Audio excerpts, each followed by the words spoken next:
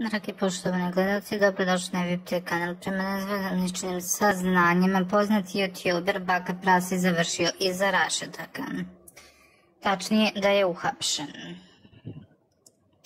Jedan od najpopularnijih domaćih youtubera, Bogdan Jelić, poznati kao Baka Prasi, odlučio da se povuče sa javne scene, a poslednju fotografiju na kojoj su bile 3 tačke se objavio 22. jula.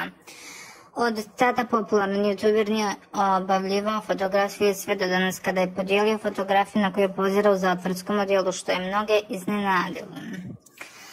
Mnogi su pratioci već počeli da mu ispod fotografije ostavljaju različite komentare, ali se Baka Prasi za sada nije oglašavao niti odgovarao na iste. Inače, Baka Prasi ranije u klipu pod nazivom Moj poslednji video objasnio da je prošao kroz teške momente i da se povlači kako bi pronašao svoj životni put. Sada se obraćam vama, ljudima koji stoje uz mene kada je